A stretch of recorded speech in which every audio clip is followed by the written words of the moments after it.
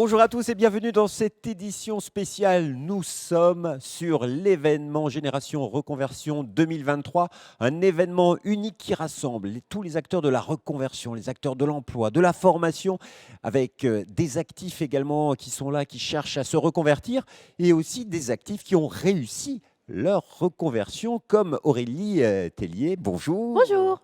Vous étiez technicienne informatique. Oui. Vous êtes technicienne informatique Oui. chez DeHonge Gestimat. Or, il y a quelques temps, vous étiez chargée de clientèle chez Center Park. Une belle reconversion. Oh que oui. Vous êtes aujourd'hui, j'imagine, heureuse. Mais comment vous avez fait? Quel a été le déclic Étant donné que je m'ennuyais un peu à Center Parcs Spire et Vacances, ça manquait de créativité. Un jour, mon père m'a dit: «Mais pourquoi tu ne ferais pas de l'informatique?» Bon, je me suis lancée comme ça.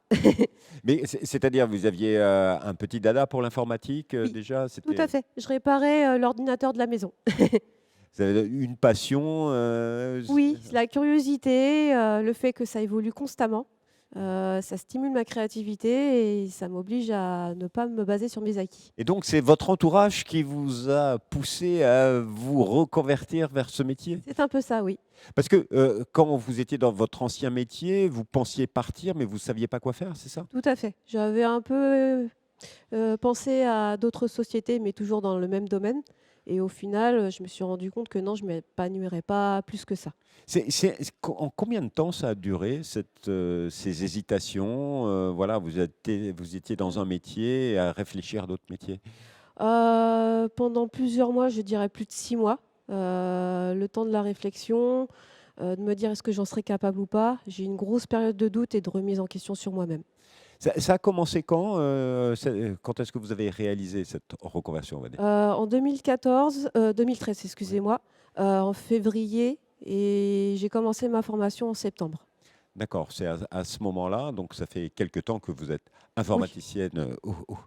Alors, comment ça s'est passé? Vous avez fait une formation, elle a été prise en charge. À l'époque, ce n'était pas Transition Pro, mais ça s'appelait le FONGECIF encore. Tout à fait, oui. En fait, je me suis renseignée, déjà auprès du site internet du FONGICIF à l'époque, voir comment ça se passait pour une reconversion professionnelle. Donc prendre un congé individuel de formation, les modalités de financement aussi et les modalités de constitution du dossier. Et la formation, elle a duré combien de temps? 1 an, en Un com an de en formation? comprenant, 2 mois et demi de stage.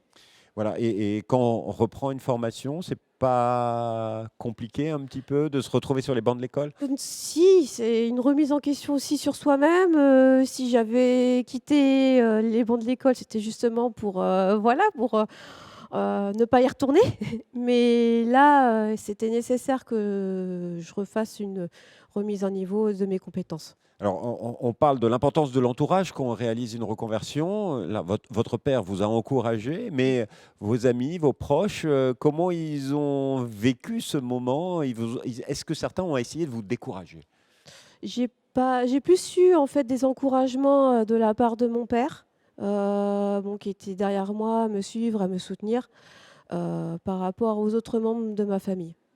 Et comment vous avez choisi votre formation? Ça, c'est important, il ne faut pas se rater, j'imagine. Je l'ai choisi en fonction du programme de formation. Je voulais vraiment, un retour à l'école et pas seulement, on me balance dans une salle de classe avec un projet à monter sans explication derrière.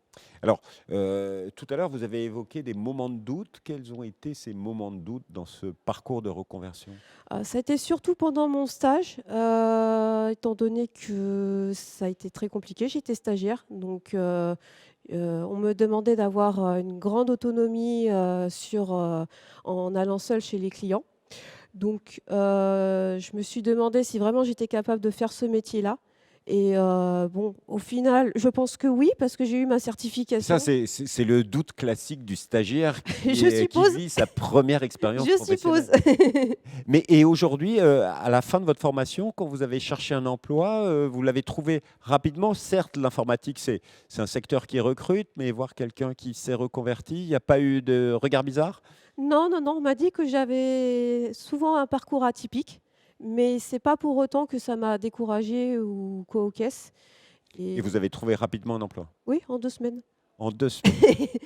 Donc vous conseillez, aux femmes comme vous de se Oui. lancer dans les métiers de l'informatique? Oui, parce que c'est très recherché et même l'image de la femme, d'un point de vue, entre collègues masculins informatiques, c'est très apprécié aussi. Ça donne une autre vision, des choses, clairement. Merci beaucoup Aurélie pour votre témoignage, pour nous avoir raconté cette histoire. Alors si vous voulez en savoir plus aujourd'hui sur les transitions professionnelles et ce que vous pouvez faire, vous allez sur www.transitionpro-idf.fr et on termine l'émission avec le conseil de la belle histoire. Quel est le conseil que vous donnez à ceux qui hésitent à se reconvertir? Ne surtout pas hésiter pour ne pas avoir de regrets à l'avenir. Honnêtement, c'est quelque chose que je ne regrette pas et si je devais le refaire, je le ferais sans hésiter. Aurélie Tellier, merci Merci. infiniment. Et quant à nous, on se retrouve bientôt pour une nouvelle émission Génération Reconversion. Au revoir.